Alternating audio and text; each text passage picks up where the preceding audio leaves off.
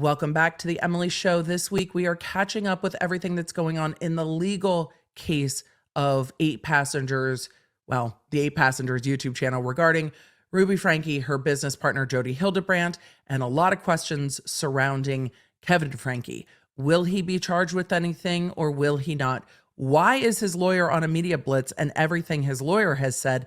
And did he really want his oldest daughter arrested for robbery and or burglary? And we're going to take a look at that body cam footage to see what happened in an interaction after the search warrants were issued in the arrest of Ruby Franke for child abuse. So that is what we are covering today.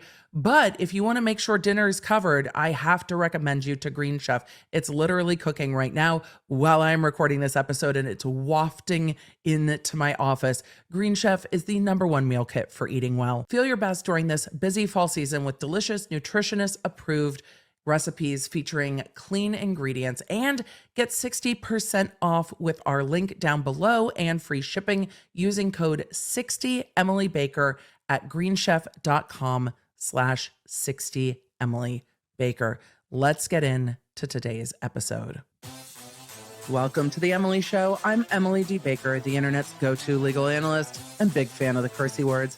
I've been a licensed attorney for over 17 years. I'm a former prosecutor, and I break down the legal side of pop culture and entertainment stories we can't stop talking about. We should just get into it. Let's go. If you have been following the Ruby Franke, Jodi Hildebrand case, that the reason everybody's really talking about Ruby Franke is because she and her husband Kevin and their family had a very large YouTube channel called 8 Passengers, which was the number of folks in the household with their children and the 2 adults.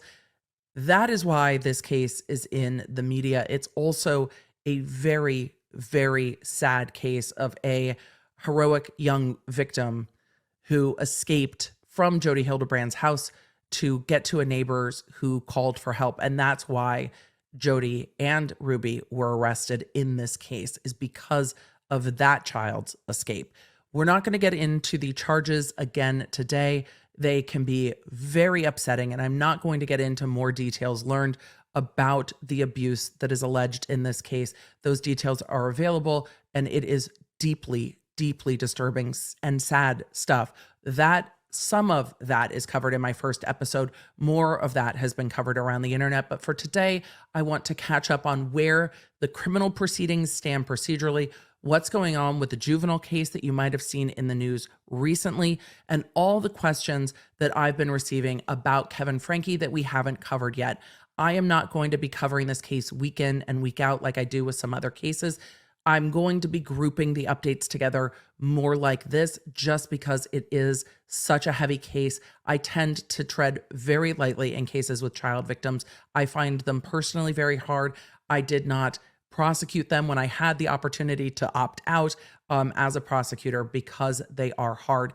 And this case hurts anyone in the heart, I think. But the legal standing of the case and the legal posturing of the case and what's happening with Kevin Franke and all of the things his lawyer have said, I also find to be helpful in looking at this case and explaining this case, and I hope you find it helpful as well.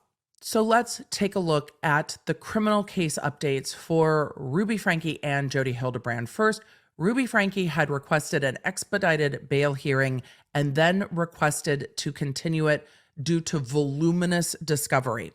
With the voluminous discovery, I'm assuming it is not just records, but also interviews, also potentially data dumps from devices, videos taken off of the YouTube platform that are going to have to be gone through because the prosecutors are going to go through whatever they have access to, and they're probably going to subpoena YouTube to get anything that is either recently deleted or is on the channel, not deleted, but not publicly viewable because YouTube did take the channel down off of the platform. So lots and lots of videos that prosecutors are going to be going through, but the defense will also have to go through. So that is my speculation on what part of that voluminous discovery might be, as well as body cam footage from search warrants. We know that in this case that two of the minor children, and there are four. Two of them were found at Jodi Hildebrand's house. Two were found in another location, but search warrants were served at multiple locations to locate the other two children during the arrest period, like during that day that they were arresting Jodi Hildebrand and Ruby Franke after the children had been taken to the hospital, etc. So that is part of what was going on. So you've got body cam footage from all of those search warrants being served as well. No date has been set for Ruby Franke's next court date. We have not seen an arraignment yet. We have not seen anything happen. No arraignment, no further bail review, nothing. The docket is absolutely silent in the criminal case. As for Jodi Hildebrand, on September 8th, and we're just going to look at this document together real quick. Looking at this document from September 8th, 2023, this is from Jodi Hildebrand's attorney on her part of this case, because both Jodi Hildebrand and Ruby Franke are charged with 6 counts of child abuse each, 3 counts going to each minor victim. So 3 counts, 2 victims for both. The children were recovered from Jodi Hildebrand's home. The motion was for an expedited detention hearing, so they had been held on no bail, and this was asking for that to be reviewed with a full detention hearing.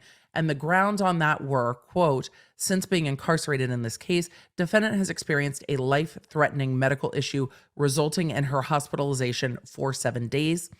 And then due to the judicial conference, the court's law and motion calendar on September 14th has been vacated. Counsel for defendant respectively requests a special setting for the court to hear the issues of defendant's detention. That was on September 8th. In Jodi Hildebrand's case on September 18th, we saw a very short stipulated motion being filed saying that based on a stipulated motion filed in the matter, the status review bail hearing scheduled for September 18th is continued without a date. So in that subsequent 10 days, the attorneys for Jodi Hildebrand moved the case to the same judge as Ruby Franke's judge and asked that the bail motion be taken off calendar. The only motions we have seen since then, a subpoena from defendant Jodi Hildebrand to St. George Medical Center regarding the children's medical records. St. George is where they were taken for treatment after they were recovered by law enforcement from Hildebrand's house. So trying to get those medical records, it seems that those then would not have been turned over in criminal discovery just yet, though I'm sure that will be forthcoming because it's going to be part of the case. We also had a second, and I don't know why these are out of order on my file, but we had a second request that the detention hearing be put over for the defendant to have sufficient time to review the discovery. That motion from Hildebrand was very similar, but there were 2 made there from the attorneys, and that was granted by the court. And again, there are no dates in the criminal case at this time. But what has been ongoing is the juvenile case, and we're going to talk about that right now. The juvenile case, and the reason I call it the juvenile case is because it's pending in juvenile court. It is more of a family law case. It's regarding the care and custody of the 4 minor children in this case. Obviously, their mother is incarcerated, and we're hearing from the lawyer, and we'll get into this more later, that the father has been out of the home for over 13 months. The children are currently within the custody of the state, meaning that they are placed, I'm not exactly sure where they are placed, but they can be placed in state custody, foster custody, but they have been placed by the state, not with family at this point. The attorney for Kevin Franke has said that he wants the children to be placed with family, ideally with Kevin Franke. Those initial proceedings were open to the public. So you saw some reporting out of early proceedings that I am not going to get into here, but you saw some early reporting out of initial hearings regarding the children and regarding statements made by Ruby Franke during those hearings. Those hearings have since been sealed. So there will be no public access to these hearings and no public access to the documents filed in that case, determining where the children should be, how the children should be, and the safety of those children. There is a hearing coming up on that case for October 17th, and we will see what happens. But we know that Kevin Franke is pushing to have the children with him. We're going to talk about in a little bit everything going on with Kevin Franke and whether or not he could be charged down the line, and all of the kind of pros and cons of that from a perspective of can he be charged or not charged and what's going on there. But these proceedings are continuing on in the juvenile court for the care and custody of those 4 minors and where they will be placed.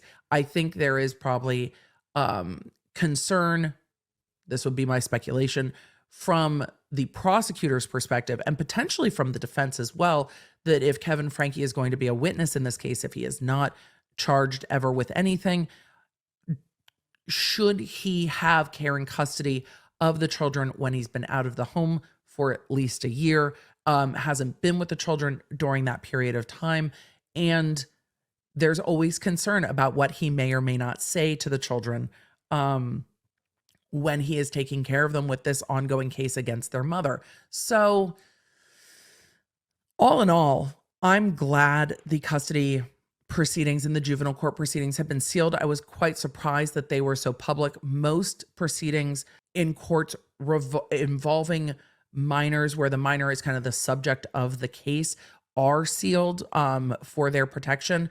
Of course, when they are victims in a criminal case, that is not going to be sealed. If they are the defendants in a criminal case, that is generally sealed. So when you're dealing with juvenile court from a criminal perspective, that's generally sealed. In Utah, juvenile court is functioning in kind of the family law of where the children are going to be and what the parental rights are going to be, etc. So we know that Ruby Franke has been transported to attend that hearing later this week from custody and is attending those hearings while she is in custody and while these charges are pending. So that's what's going on regarding custody that is playing out in juvenile court, not in the criminal law sense, in the family law sense. I'm glad it's sealed. I advocate very strongly for courts being open, but when it is subject and dealing with the placement of children who are also victims of crime, we have to have, I think, that level of protection and sensitivity within the system to make sure that not everything is public.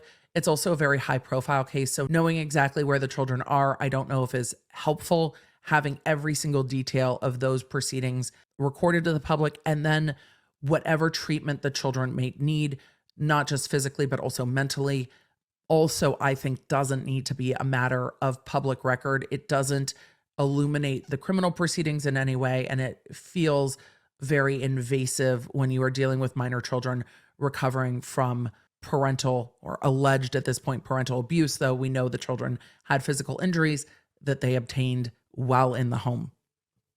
But the charges have not played out through the court system yet. Let's talk a bit about Kevin Franke, the father of these children, and why he hasn't been charged, and did he really try to have his older daughter charged with burglary? But first, we need to thank our next sponsor.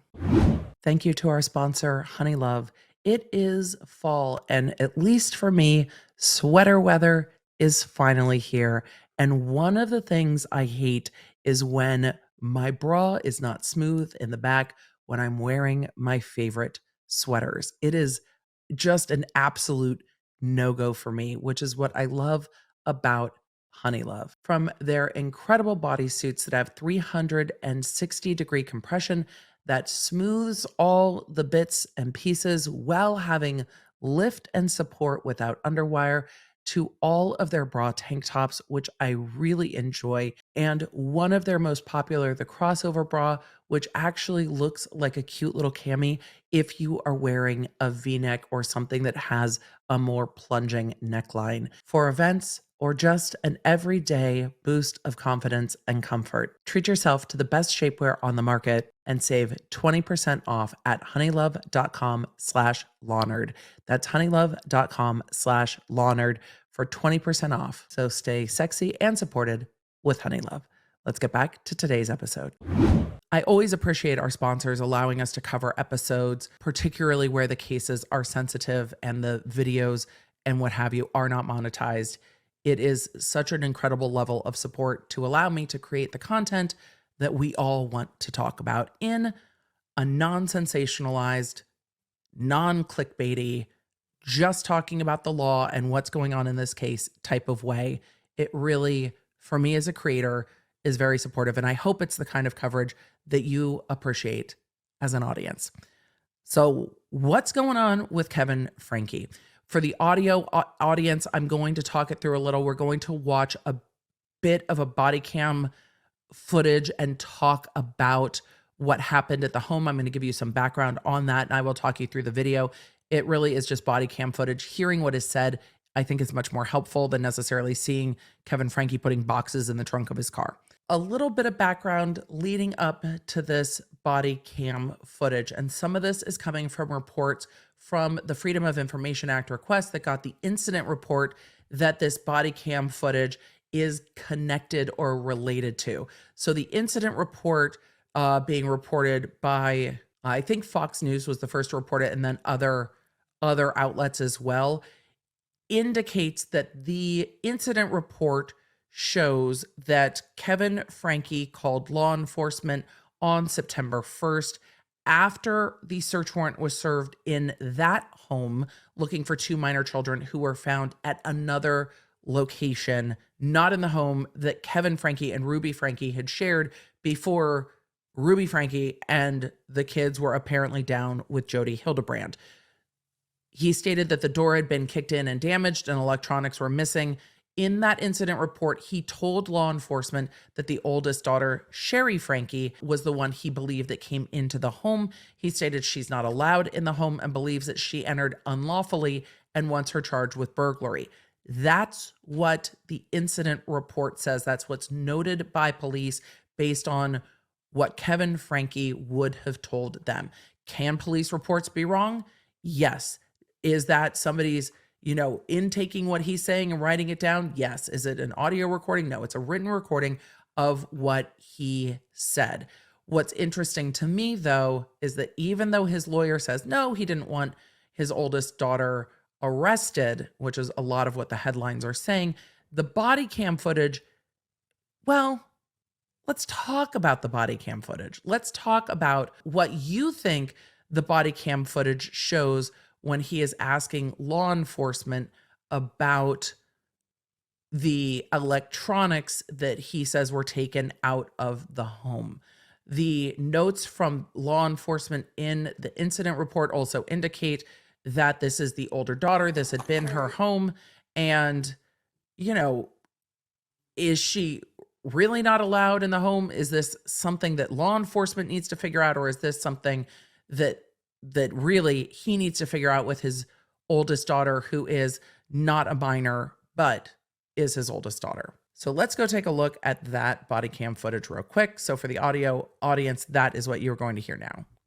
And it shows Kevin Franke in what appears to be a parking lot. I'm assuming it's the parking lot from the police station, because what has been reported is that the oldest daughter, Sherry, dropped the electronics off at the police station, and then the police turned them back over to him. The note on the video is that this was released under the Utah Government Records Access and Management Act ordinance, released to KUTV, who has done really excellent local reporting on this case.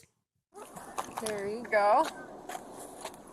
The officer wearing the body cam is handing over bins that have what looks like some journals and some books and some electronics in them, saying, there you go. And Kevin Franke is putting them into the back of a vehicle.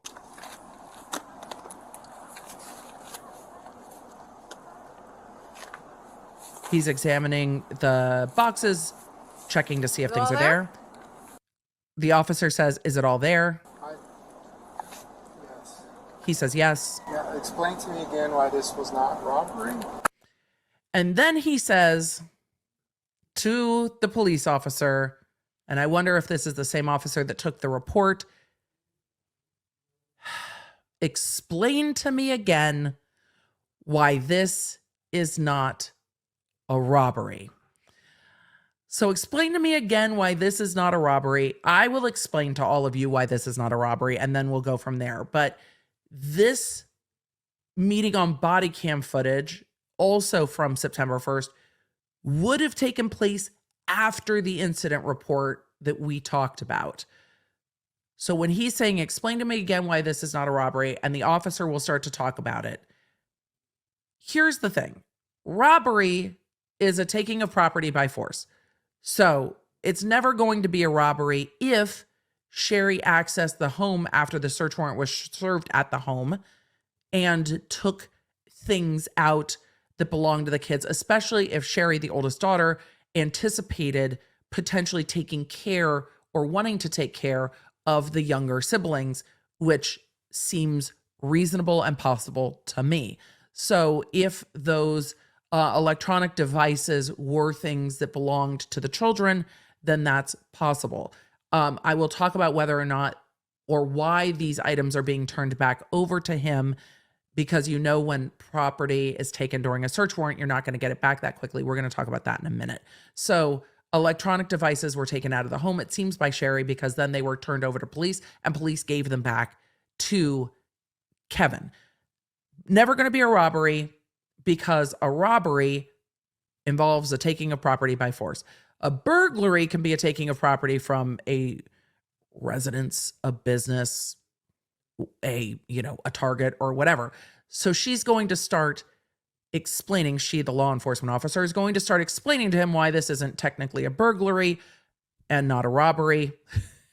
She addresses it like a burglary because he's using the wrong words and she's not trying to be picky with him. I would have been like, sir, it's never going to be a robbery. Nobody took these from you by force. They were taken out of a home. But when Kevin Franke's lawyer is saying he never wanted his daughter arrested, he's asking law enforcement, tell me again why this isn't a robbery. And this is the explanation. Because it's a civil issue. You guys are family. She's been in the house before. You haven't been in the house in a year. She had interest in the items. She didn't take them with the intention to deprive you of them. So theft, that's the theft code. We have to prove intent to No intent to permanently deprive is part of what you're going to look at burglary and with robbery. When you took something, did you really take it with the intent to permanently deprive? And that is not what is happening here. So this officer is explaining, we have to prove that she intended to deprive you of the items. And it seems like law enforcement was like, hey, he's saying that you took electronics. And she's like, okay, here, take them back. Is fine. Will this come up in the custody case? Perhaps. deprive you of the items. And that wasn't her intent in having them. So the detective sergeant said that we're not going to charge her for anything. Okay. I'll have to do some more research on that. The officer explained to Kevin Franke, the detective sergeant said that we're not going to charge her for anything. Law enforcement is explaining to Kevin Franke again, we're not going to charge your eldest daughter for taking these items out of your house, which also substantiates what is being reported that was in the incident report, that he wanted charges brought for burglary. And he asks again when he picks up the items, tell me again why this isn't something that's a charge. And they say, we're not going to charge her for anything. His response is a quizzical look. Okay. I'll have to do some more research on that. And because he says it a little bit low, he says, okay, I'll have to do some more research on that. Doesn't take law enforcement at their word, says, I'll have to do some more research on that, on some more research on why his daughter is not being charged with burglary. No, there's no intent to deprive. So if you're really worried about the items being taken and the items have been returned, what is the continued problem here? The items have been returned. You're welcome to do that. If you want to follow up with our detectives for yourself. Another officer says, you're welcome to do that. If you want to follow up with the detective, you may do so. Yeah, Sergeant McCoy. And then they're telling him who he can You're welcome. Take care. inquire further to. And that is the end of that body cam footage obtained by KUTV. So the incident report and the body cam footage both clearly indicate to me that he was curious about pursuing charges for taking items out of the home. And when you initially see the items, it looks like a laptop, a number of journals, and things like that. Here is the other question I know that you are probably wondering. Why weren't these things taken in a search warrant? I have not seen the search warrant for the homes other than the home where the minor victims were recovered from. I have not seen the search warrant returns on those either. So, and I don't think they are publicly available, the search warrants from the other properties. If they had an expedited search warrant to look for the other children, then they are serving search warrants in an urgent fashion to look for the other two children based on the fact that they knew there were 4 minor children to this family and 2 were recovered and then taken to the hospital in conditions that are suggestive of child abuse and mistreatment. So they would be looking specifically for the other 2 children and might have very narrow search warrants to that. It's not that you can go in to the home, look for the 2 children, go, they're not there. Okay, let's go take all the electronics. Law enforcement can't go outside the bounds of those search warrants. So if they were just to locate those children, then they are not searching for other evidence and digital evidence of anything. They might have been able to look for things that connect to the way that the children were found, the condition the children were found in. We know tape was involved, so tape, for instance, might be on there, but they might not have had enough probable cause at that time to extend that search warrant to electronics and all electronics in a household. They were really urgently looking for the other 2 minor children. So that's why I think that you see these certain electronics that were taken by the older daughter being returned to him. Now, if the older daughter had concerns about those and wanted to try to preserve them, then maybe she took them to turn them over to law enforcement to preserve them. She could potentially give law enforcement evidence that could be used for further search warrants, and those things could have been search warranted down the road and taken. Cloud accounts and stuff like that can be search warranted as well. It just depends on what information law enforcement has, that there would be any digital evidence that would tie into the abuse that's alleged in this case. But if Sherry Franke was taking those things to try to preserve something, or because she believed they belonged to her siblings, it's not a theft with intent to deprive in the way that you would see charged in grabbing items out of a store or going into somebody's home and taking, televisions and electronics and jewelry and money and things like that. So I'm not surprised that law enforcement was like, this is her home where she grew up. We're not charging her with theft. No. But we are going to continue into what Kevin Franke's lawyer had to say, not just about that video that we've talked about, but in other interviews as well. But first, a word from our final sponsor. Thank you to today's sponsor, Jenni Kayne. Law Nerds, you know I love cozy season, and sometimes that might mean touching up your home with a few pieces that make it feel more festive. What I love about Jenni Kayne is all of the pieces can elevate your home for the holidays. So whether it's new dinnerware or simply a new tablecloth, Jenni Kayne Home has you covered. And if you're really ready to just get cozy, they have incredible hand-poured scented candles and are made in Los Angeles, or a few new pillows. You can never have too many, or just a throw to get cozy under. Well, if you're like me, with my phone by the fire while watching a TV show. Jenni Kayne has pieces starting at just $25. Find your forever pieces at jennikayne.com/home, and you get 15% off your first order when you use code LAWNERD.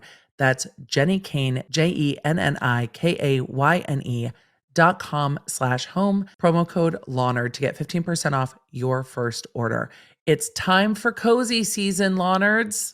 Let's get back to today's episode. Kevin Franke's lawyer has had quite a lot to say. He's been on like the Today Show. He's been on numerous podcasts. He has stopped for interviews outside of the juvenile court proceedings. I agreed with a lot of what he said after one of the juvenile court proceedings where he's like, I don't understand why these proceedings aren't sealed. And I'm like, sir, I also don't understand why the proceedings weren't sealed. But what he had to say about the search warrant video to People was, quote, at the time, Kevin was understandably upset that his front door had been broken and that much of his property had been taken, including personal property as well as private and personal electronic devices and their contents. It was his home and property, and he was never served with a warrant. Moreover, this allowed other third parties who did not live at the home access to his home and property, and of which they took advantage. So let's talk about the first part of the statement real quick. They're indicating this is Kevin Franke's home. It's my understanding that this was the family home and that he had not lived there for 13 months. Yes, it is still his home in the fact that this is where he had lived, but he was living separate and apart from the family, to the point that his lawyer in another statement said that he had no idea that Ruby was down in another part of Utah with Jodi Hildebrand and the children. Had no idea that they weren't at this home where law enforcement served a warrant to go and look for the other children. And sometimes when law enforcement does that, they will kick in your door, especially if they are concerned about the safety and welfare of the occupants therein. And given the condition that the recovered victim minor children were in, I would not be surprised that law enforcement kicked the door in. But it also seemed that at that time, no one was home. So when Sherry Franke went to access this home, it seems that the door had been broken. And, you know, Kevin Franke was upset that they had gone into the home. Okay. The lawyer goes on to say in his statement, notwithstanding what he considered to be a significant and hurtful violation of the sanctity of his home and property, Kevin has taken an ameliorating and healing path. He has taken no action adverse to the police and continues to strengthen the bonds between he and all of his children. I don't think he's in contact with any of his children, so I don't know how he is strengthening the bonds with his children, or at least his minor children. Again, Sherry Franke is, I believe, 20, and then there is a son who is right over the age of 18 or 19. So there are two adult children. I don't know how that relationship is going in light of the video where he was very upset that no one was being charged with what he called a robbery. So I don't know if he's taking a healing path, and it says he's taken no action against law enforcement.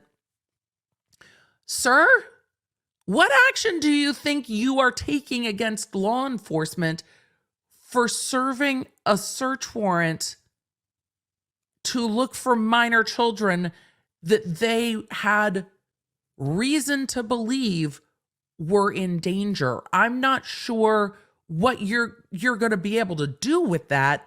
And you weren't living in this home at this time. So the statement the lawyer gave, I understand, is carefully crafted to again continue the Kevin is a victim in all of this kind of train of PR that's happening. But you don't really address the fact that he's very much inquiring of to law enforcement why no one is being charged. And instead of saying to law enforcement, I understand, thank you for explaining, he goes, I'll have to research that further. Call your attorney, sir, and ask your attorney what a burglary is. Also, you haven't lived in the home for 13 months. So I understand that you now have to deal with the fact that the door's been kicked in, and that's probably an annoyance. But what electronic devices are private and personal in that home if you've not been living there for 13 months? Those are my questions. The questions that I'm sure a lot of you have is Kevin Franke going to be charged? When we look at the language of the law in Utah, and when I say we are looking at the law in Utah, I am pulling up Ruby Franke's information, the charging document for her. And we're not going to go in depth in these charges because we did that in the last episode where I covered this. But when they talk about the defendant in each case, they said the defendant intentionally or knowingly inflicted or having the care or custody of such child caused or permitted another to inflict serious physical injury. Having care or custody caused or permitted another. So in each of these charges, there is a clause that says having the care or custody caused or permitted another to inflict. And that is the area of the law that is going to have to be considered when looking at whether or not Kevin Franke was out of the home for this period of time, what period of time they are looking at, and can they show that he had care and custody of the children, and it doesn't seem that there were any parental rights that were terminated or anything like that. It doesn't seem that they were legally divorced, that there was a parenting plan in place, that there was anything that took away his parental rights to have care and custody of a child. Though I wonder if he will argue that he did not have care and custody because Ruby was keeping the kids with Jodi, and that Jodi had interceded in the family and caused them to be more separate. And so therefore he didn't truly have care or custody of the children, even though he's still their father with parental rights, that he permitted another. So did he permit someone to perpetrate this on his kids? And what did he know? And I think as they continue to build this case and look at this case, because there are 2 other minor children and we don't know if charges will be brought or if there are any reasons why charges should be brought as to those other children. We just don't know the period of time that they're looking at. But if they are, I think the law as it's written in Utah allows to question someone who is in a position of care or custody of children who has permitted this to happen, and whether or not Kevin Franke falls into that, because I haven't seen any indication or allegation that he has caused injury to these children in this period of time. But that doesn't mean that he is completely in the clear, which, if he is going to be a witness in this case, is something he is going to have to contend with. We know from statements his lawyer made that he interviewed with law enforcement while the children were in the hospital, and that will also be considered. But we also have heard on that body cam footage, law enforcement saying you haven't even been there for the last year, which also raises the question, what electronics does he have proprietary ownership in that are in that house that he hasn't lived in for a year? Is that really his laptop, or is he recovering Ruby's laptop? Right? I have questions, because if you're out of the house for 13 months, isn't your computer like with you? Whose computer is it really? But because they are spouses, even if it is Ruby's computer, it would be looked at as community property. So there are a lot of questions here. Do I think it's clear? No. Do we need a lot more facts? Yes. But is there room in the law in Utah for permitting this harm to happen to children that you are legally responsible for? Yes, there is room in the law for that if the facts support it. Now, what Kevin Franke's lawyer has been doing to anyone that will listen, that sounds terrible. What Kevin Franke's lawyer has been saying to anyone that will listen is that Kevin Franke was kept out of the house for 13 months by Ruby, that Jodi Hildebrand is really the problem here, and that he is, quote, a victim of Jodi Hildebrand. that Jodi was the one who convinced Ruby to separate them, that Jodi was the one who said that this was the only way to save their marriage, that it's really Jodi's fault that he was kept away from his children, not having contact with his children and not around them for the past 13 months. And if he wasn't around them for the past 13 months and did not have contact with them, it would be very hard for prosecutors to prove that he knew what was happening. Now, if children said, or the older children knew that the children had been reporting this to him and saying that this is what's happening in Jodi's home or with Jodi, which could happen, but could also just as easily not happen, then he might not have known if he has not seen them for 13 months. The difficulty for him is if he is a witness in this case, when it goes to trial, I don't know how much empathy a jury is going to have for Kevin Franke, or if it's going to be a jury staring him down saying, but where were you though? Yeah, you want to come in here and blame Jodi Hildebrand? You're their father. Where were you? So his lawyer has been really trying to get out of front of those questions. And I don't know how well that is going to work in front of a jury. I don't know how well it's working in the court of public opinion, because he allowed someone else to keep his wife and children away from him, is essentially what he's saying, with no court order, with no process, just this is what you need for your family. This is what you need to do to save your marriage. We will see what happens with that. But his lawyer truly is trying to say, Kevin is a good father. No one has ever alleged that he's abused the kids. There's never been any accusation of abuse. He wants the kids back under his roof, and has talked quite a lot about how it's been 13 months that Kevin's been out of the house. And I think to the lawyer, he's looking at that going, this shows that he did not know what was happening to his children because he was out of the home for so long. But then again, how is he then asserting a claim over all of this property that Sherry Franke took out of the home that he hasn't lived at for 13 months? I've got a lot of questions about that. What was also interesting is that a private investigator who had been hired by Ruby and Kevin Franke was interviewed by Jesse Weber on the Sidebar podcast.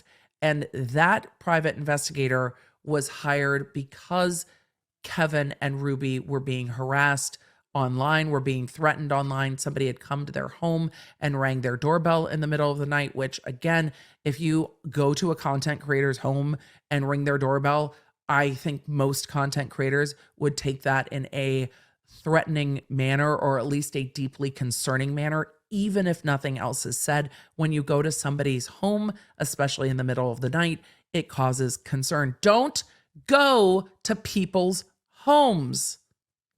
Don't go to content creators' homes. Don't do that unless you're invited explicitly by them, like in a text message or on the phone because you're friends. That's a rant for another day.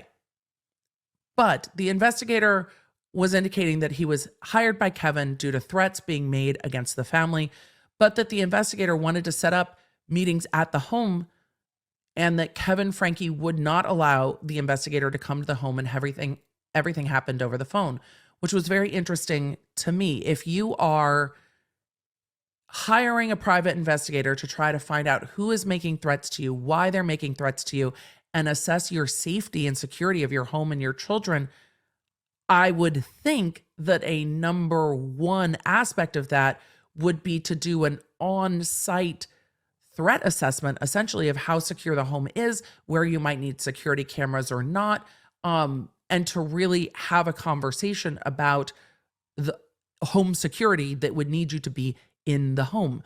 So I thought it was interesting in this interview that the investigator said, I normally do in-home visits with all of my clients because you've been hired as a private investigator to help deal with threats to your physical safety, that this investigator was not allowed over to the home and everything was done over the phone, that Kevin Franke was very upset that law enforcement was not taking seriously enough the threats against his family, and that people online were directing so much harassment and so many threatening things at their family. He also said that the investigator said that he reviewed what might be causing this type of reaction, what people might find objectionable, what the heart of the threats were, and had conversations with Kevin Franke about the videos that people were objecting to online.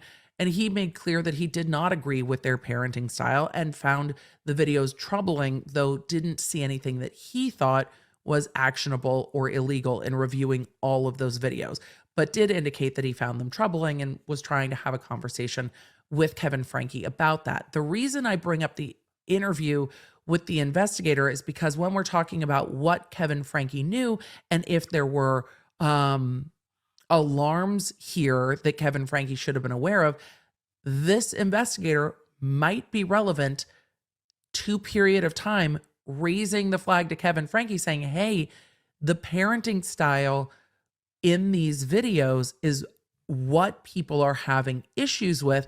This is troubling. This is concerning. This goes beyond what most people consider to be strict parenting. This goes outside of those boundaries, and that's why you're seeing such a large response to it online, and even a petition online regarding that. So that might be very interesting either in the criminal trial or when it comes to sentencing, that these parents had others point out to them what was concerning. We'll see how that all plays out. The lawyer's statements, very interesting, trying to really blame Jodi Hildebrand for Kevin Franke's absence in his children's life over the past 13 months. So is this parental alienation by one parent, Ruby Franke and Jodi Hildebrand? It will be interesting to see. And if that is the case, where Kevin Franke can show, look, this is everything we were saying in text, and Ruby was saying, don't be here and don't contact the children, then it's very unlikely that Kevin Franke can or will be charged, because it would be very, very difficult to prove. Now, you guys know that I record a lot of these with our members, and I know that our members have questions about this episode. They got their alert in the Law Nerd app, came on over as we were recording. So we're going to take a look at some of those member questions right now. Troublemaker Baker in the chat said, Sherry doesn't live in the home either, so why did the police let her take those things? From my understanding of reading the reporting about the incident report and seeing it, it seems that, and the lawyer's statement, it seems that she entered the home after the search warrant was completed and took those things out of the home. I don't know if law enforcement let her come in and take them, but also when you have a 20-year-old saying, this is my home, I don't know if law enforcement would have questioned that. Like, oh no, I don't live here, but this is, my family home. I don't know if they would have questioned that. The timing seems, based on the lawyer's statement, that she came in after law enforcement was done with those search warrants. So hopefully that clarifies that. Sabetti in the chat asked, what would happen if Ruby Franke implicates her husband? That would be very interesting if she did. However, there isn't any evidence that he was staying with Jodi Hildebrand, where the two children who are the victims in this case were recovered and located. And it seems that digital evidence will also support that he was out of the home for 13 months. But it's my also understanding from everything I've read in this case that Ruby Franke has not spoken to law enforcement at all. Now, if she gets to trial and does that, it might be sort of an empty chair defense where you point at the person that's not there and say, that's the person responsible for it. They didn't even charge the husband, but it's him. He did this and he did that. I don't know how well that would play given the facts surrounding this case, but we will see what happens. Lynn asked, since Sherry had the computers and turned them into the police, could the police have imaged the computers before returning them to the father? Not without a search warrant to do so. It seems from everything in this case that Sherry had taken the things out of the home On September 1st, the same day this all went down, when Kevin Franke discovered that they were taken from the home, he reached out to law enforcement and they arranged for him to get the items back at the police station that same day. So if law enforcement is going to image anything, they would have had to have a search warrant to do so. And there's no indication that they did have a search warrant to do that on September 1st and returned those items to him. Casey Cat asked, can Kevin be charged for what was going on in the home before he and Ruby separated? It seems to me that everything we have in this case is stemming from the police interaction with the two victim children on August 30th. It doesn't seem that they have tied things back further. With young children, that can get particularly difficult because time gets really squishy. So when you are looking to go back in time, especially beyond a year, it can be very difficult to solidify when certain things happen unless there had been something like, and I am not saying this is happening in this case, but if there is something like injuries that had been treated at the hospital and then they are pulling together medical records from different places and then putting together a pattern and charging things further back, because then police are like, you know what, this might not have been a fall off of a bike. This might have been something else. That can happen if there is documentation of it. It gets much harder based on retelling alone, depending on what the children might have said in interviews, how good their memory is, how much they are able to tie things to dates, which can be very difficult for particularly young children, but for anyone, especially under stress or duress, that can be difficult. So could it happen? Possibly. Is it likely? No, especially with children this young, again, unless there is more documentary evidence that would support that. So hopefully that helps. And then C. Dan Run asked, are YouTube videos of Ruby Franke admitting to mistreatment of her children allowed to be used as evidence? I hate to be a lawyer on this one and say it will depend, but it will depend on how this case moves forward and how, if this goes to trial, how evidence will be presented at trial. But it is possible that those things can come in. They are admissions and might be used as prior admissions, but it's really going to depend on exactly what is said on those videos. If those videos are recovered from an authenticated source, like in a search warrant or subpoena from YouTube, etc. So it is possible. Are they going to be able to just take a video down that might have been reposted on another channel or on a Reddit or something like that? That gets more difficult to authenticate them. So there are two parts of that inquiry. Is it going to be relevant, admissible evidence? And is it going to be authentic evidence? So those are the two hurdles to what can be used in trial. And it just is going to depend on how this case plays out. It might not be needed in this case, or it might be used in rebuttal, depending on how this case proceeds forward. And then Carrie Ann asked, will the sealing of the child welfare case have any effect on the criminal trial? No, not at all. It protects the children. It protects their records. It protects things that really, I personally believe, should be private as they are going through this. I don't think that sealing will have any impact on the criminal case whatsoever. And if that question is more towards, do we think that the criminal case could be sealed down the road? Well, there will probably be documents that are sealed or certain things that are sealed relating to the children. I don't think the overall case will be sealed in its entirety. It is extremely unlikely. You have the constitutional right to a public trial, so some things will always be in the light of the public, though some things dealing with sensitive victims may be sealed from public view. There may or may not be cameras allowed, but that doesn't mean that the public won't be able to go in and watch these proceedings happen. So if it was meant in two ways, I hope I asked it in two ways. And with all of that, Law Nerds, thank you so much for being here for another episode of The Emily Show. Raise your glass with me. Today I have a mega mug. And if you are on audio, you will have to come over to the video to see the mega mug. It's in the Law Nerd shop, but we have a mega mugs. So may your Wi-Fi be strong. May your toilet paper be plentiful. May your fall be glorious and pumpkin spice exquisite. Unless you're not into pumpkin spice, asterisks, your mileage may vary on that well wish. May your family be well, and may the odds be ever in your favor. I will see you in the next one. You can stay up to date with everything I'm covering on our free iOS and Android app at lawnerdapp.com, or search your app store for Law Nerd. And you can also follow me on social media at the Emily D. Baker. Remember, I stream on YouTube on Tuesdays and Thursdays. I recap all of that for you in quick bits on Monday. And of course, the Emily Show drops on Wednesdays. Thanks for being a Law Nerd.